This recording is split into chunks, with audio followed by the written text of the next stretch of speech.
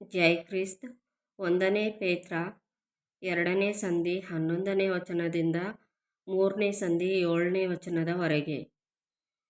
ಪ್ರಜೆಗಳು ಸೇವಕರು ಗಂಡ ಹೆಂಡರು ನಡೆಯಬೇಕಾದ ರೀತಿ. ಪ್ರಿಯರೇ, ಪ್ರವಾಸಿಗಳು ಪರದೇಶಸ್ಥರು ಆಗಿರುವ ನೀವು ನಿಮ್ಮ ಆತ್ಮದ ಮೇಲೆ ಯುದ್ಧ ಮಾಡುವ ಶಾರೀರಿಕ ಅಭಿಲಾಷೆಗಳಿಗೆ ದೂರವಾಗಿರಬೇಕೆಂದು ನಿಮ್ಮನ್ನು ಎಚ್ಚರಿಸುತ್ತೇನೆ. ನಿಮ್ಮ ನಡವಳಿಕೆಯು ಅನ್ಯ ಜನರ ಮಧ್ಯದಲ್ಲಿ ಯೋಗ್ಯವಾಗಿರಲಿ. ಆಗ ಅವರು ಯಾವ ವಿಷಯದಲ್ಲಿ ನಿಮ್ಮನ್ನು ಅಕ್ರಮಗಾರರೆಂದು ನಿಂದಿಸುತ್ತಾರೋ ಆ ವಿಷಯದಲ್ಲಿಯೇ ನಿಮ್ಮ ಸತ್ಕ್ರಿಯೆಗಳನ್ನು ಕಣ್ಣಾರೆ ಕಂಡು ವಿಚಾರಣೆಯ ದಿನದಲ್ಲಿ ದೇವರನ್ನು ಕೊಂಡಾಡುವರು. ಮನುಷ್ಯರು ನೇಮಿಸಿರುವ ಯಾವ ಅಧಿಕಾರಕ್ಕಾದರೂ ಕರ್ತನ ನಿಮಿತ್ತ ಅಧೀನರಾಗಿರಿ. ಅರಸನು ಸರ್ವಾಧಿಕಾರಿಯೆಂತಲೂ ಬೇರೆ ಅಧಿಪತಿಗಳು ಕೆಟ್ಟ ನಡತೆಯುಳ್ಳವರನ್ನು ದಂಡಿಸುವುದಕ್ಕೂ ಒಳ್ಳೆ ನಡತೆಯುಳ್ಳವರನ್ನು ಪ್ರೋತ್ಸಾಹಪಡಿಸುವುದಕ್ಕೂ ಅರಸನಿಂದ ಕಳುಹಿಸಲ್ಪಟ್ಟವರೆಂತಲೂ ತಿಳಿದು ಅವರಿಗೆ ಅಧೀನರಾಗಿರಿ. ತಿಳಿಯದೆ ಮಾತಾಡುವ ಮೂಢ ಜನರ ಬಾಯನ್ನು ನೀವು ಒಳ್ಳೆ ನಡತೆಯಿಂದ ಕಟ್ಟಬೇಕೆಂಬುದೇ ದೇವರ ಚಿತ್ತ. ಸ್ವತಂತ್ರರಂತೆ ನಡೆದುಕೊಳ್ಳಿರಿ, ಆದರೆ ಕೆಟ್ಟತನವನ್ನು ಮರೆಮಾಚುವುದಕ್ಕೆ ನಿಮ್ಮ ಸ್ವಾತಂತ್ರ್ಯವನ್ನು ಉಪಯೋಗಿಸಬೇಡಿರಿ. ನೀವು ದೇವರ ದಾಸರಾಗಿದ್ದೀರಲ್ಲ.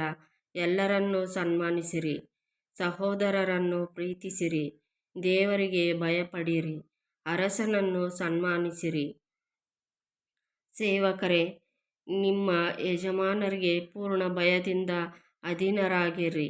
ಒಳ್ಳೆಯವರೂ ಸಾತ್ವಿಕರೂ ಆಗಿರುವವರಿಗೆ ಮಾತ್ರವಲ್ಲದೆ ವಕ್ರಬುದ್ಧಿಯುಳ್ಳವರಿಗೂ ವಿಧೇಯರಾಗಿರಿ. ಒಬ್ಬನು ಅನ್ಯಾಯವಾಗಿ ಬಾಧೆಪಡುವವನಾಗಿದ್ದು ದೇವರು ನೋಡುತ್ತಾನೆಂದು ಅರಿತು ಆ ಕಷ್ಟವನ್ನು ಸಹಿಸಿಕೊಂಡರೆ ಅದು ಶ್ಲಾಘ್ಯವಾಗಿದೆ. ತಪ್ಪು ಮಾಡಿ ಗುದ್ದು ತಿನ್ನುವುದರಲ್ಲಿ ನೀವು ತಾಳ್ಮೆಯಿಂದಿದ್ದರೆ ಅದರಿಂದೇನು ಕೀರ್ತಿ. ಆದರೆ ಒಳ್ಳೆಯದನ್ನು ಮಾಡಿ ಬಾಧೆಪಡುವುದರಲ್ಲಿ ನೀವು ತಾಳ್ಮೆಯಿಂದಿದ್ದರೆ ಅದು ದೇವರ ಮುಂದೆ ಶ್ಲಾಘ್ಯವಾಗಿದೆ. ಇದಕ್ಕಾಗಿಯೇ ನೀವು ಕರೆಯಲ್ಪಟ್ಟಿರಿ. ಕ್ರಿಸ್ತನು ಸಹ ನಿಮಗೋಸ್ಕರ ಬಾಧೆಯನ್ನು ಅನುಭವಿಸಿ ನೀವು ತನ್ನ ಹೆಜ್ಜೆಯ ಜಾಡಿನಲ್ಲಿ ನಡೆಯಬೇಕೆಂದು ಮಾದರಿಯನ್ನು ತೋರಿಸಿ ಹೋದನು. ಆತನು ಯಾವ ಪಾಪವನ್ನೂ ಮಾಡಲಿಲ್ಲ, ಆತನ ಬಾಯಲ್ಲಿ ಯಾವ ವಂಚನೆಯೂ ಸಿಕ್ಕಲಿಲ್ಲ. ಬೈಯುವವರನ್ನು ಆತನು ಪ್ರತಿಯಾಗಿ ಬೈಯಲಿಲ್ಲ. ಆತನು ಬಾಧೆ ಅನುಭವಿಸಿದಾಗ ಯಾರನ್ನೂ ಬೆದರಿಸದೆ ನ್ಯಾಯವಾಗಿ ತೀರ್ಪು ಮಾಡುವ ಆತನಿಗೆ ತನ್ನ ಕಾರ್ಯವನ್ನು ಒಪ್ಪಿಸಿದನು. ನಾವು ಪಾಪದ ಪಾಲಿಗೆ ಸತ್ತು ನೀತಿವಂತರಾಗಿ ಜೀವಿಸುವಂತೆ ಆತನು ನಮ್ಮ ಪಾಪಗಳನ್ನು ತಾನೇ ತನ್ನ ದೇಹದಲ್ಲಿ ಹೊತ್ತುಕೊಂಡು ಮರಣದ ಕಂಬವನ್ನು ಏರಿದನು. ಆತನ ಬಾಸುಂಡೆಗಳಿಂದ ನಿಮಗೆ ಗುಣವಾಯಿತು. ನೀವು ಕುರಿಗಳಂತೆ ದಾರಿ ತಪ್ಪಿ ತೊಳಲುವವರಾಗಿದ್ದೀರಿ. ಆದರೆ ಈಗ ನೀವು ತಿರುಗಿಕೊಂಡು ನಿಮ್ಮ ಆತ್ಮಗಳನ್ನು ಕಾಯುವ ಕುರುಬನೂ ಅಧ್ಯಕ್ಷನೂ ಆಗಿರುವ ಆತನ ಬಳಿಗೆ ಬಂದಿದ್ದೀರಿ. ಅದೇ ರೀತಿಯಾಗಿ ಸ್ತ್ರೀಯರೇ, ನಿಮ್ಮ ಗಂಡಂದಿರಿಗೆ ಅಧೀನರಾಗಿರಿ. ಅವರಲ್ಲಿ ಕೆಲವರು ದೇವರ ವಾಕ್ಯಕ್ಕೆ ಅವಿಧೇಯರಾಗಿದ್ದರೂ ನೀವು ನಿರ್ಮಲರಾಗಿಯೂ ಭಯಭರಿತರಾಗಿಯೂ ನಡೆದುಕೊಳ್ಳುವುದನ್ನು ಅವರು ನೋಡಿ ವಾಕ್ಯೋಪದೇಶವಿಲ್ಲದೆ ತಮ್ಮ ಹೆಂಡತಿಯರಾದ ನಿಮ್ಮ ನಡತೆಯಿಂದಲೇ ಸನ್ಮಾರ್ಗಕ್ಕೆ ಬಂದಾರು. ಜಡೆ ಹೆಣೆದುಕೊಳ್ಳುವುದು, ಚಿನ್ನದ ಒಡವೆಗಳನ್ನು ಇಟ್ಟುಕೊಳ್ಳುವುದು, ವಸ್ತ್ರಗಳನ್ನು ಧರಿಸಿಕೊಳ್ಳುವುದು, ಈ ಮೊದಲಾದ ಹೊರಗಣ ಶೃಂಗಾರವೇ ನಿಮ್ಮ ಅಲಂಕಾರವಾಗಿರಬಾರದು. ಸಾತ್ವಿಕವಾದ ಶಾಂತ ಮನಸ್ಸು ಎಂಬ ಒಳಗಣ ಭೂಷಣವೇ ನಿಮ್ಮ ಅಲಂಕಾರವಾಗಿರಲಿ.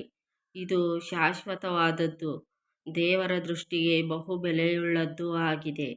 ಪೂರ್ವಕಾಲದಲ್ಲಿ ದೇವರ ಮೇಲೆ ನಿರೀಕ್ಷೆಯಿಟ್ಟ ಭಕ್ತೆಯರಾದ ಸ್ತ್ರೀಯರು ಸಹ ಹೀಗೆಯೇ ತಮ್ಮನ್ನು ಅಲಂಕರಿಸಿಕೊಂಡರು. ಅವರು ತಮ್ಮ ತಮ್ಮ ಗಂಡಂದಿರಿಗೆ ಅಧೀನರಾಗಿದ್ದು ಯಾವ ಭೀತಿಗೂ ಗಾಬರಿಪಡದೆ ಒಳ್ಳೆಯದನ್ನೇ ಮಾಡುವವರಾಗಿದ್ದರು. ಸಾರಳು ಹಾಗೆಯೇ ಅಬ್ರಹಾಮನಿಗೆ ವಿಧೇಯಳಾಗಿದ್ದು ಅವನನ್ನು ಯಜಮಾನ ಎಂದು ಕರೆದಳು ಎಂದು ಬರೆದದೆ. ನೀವು ಸಾರಳ ಕುಮಾರ್ತೆಗಳಾಗಿದ್ದೀರಲ್ಲ. ಅದೇ ರೀತಿಯಾಗಿ ಪುರುಷರೇ, ಸ್ತ್ರೀಯು ಪುರುಷನಿಗಿಂತ ಬಲಹೀನಳೆಂಬುದನ್ನು ಜ್ಞಾಪಕ ಮಾಡಿಕೊಂಡು ನಿಮ್ಮ ಹೆಂಡತಿಯರ ಸಂಗಡ ವಿವೇಕದಿಂದ ಒಗತನ ಮಾಡಿರಿ. ಅವರು ಜೀವವರಕ್ಕೆ ನಿಮ್ಮೊಂದಿಗೆ ಬಾಧ್ಯರಾಗಿದ್ದಾರೆಂದು ತಿಳಿದು ಅವರಿಗೆ ಮಾನವನ್ನು ಸಲ್ಲಿಸಿರಿ. ಹೀಗೆ ನಡೆದರೆ ನಿಮ್ಮ ಪ್ರಾರ್ಥನೆಗಳಿಗೆ ಅಡ್ಡಿ ಇರುವುದಿಲ್ಲ. ಆಮೆನ್.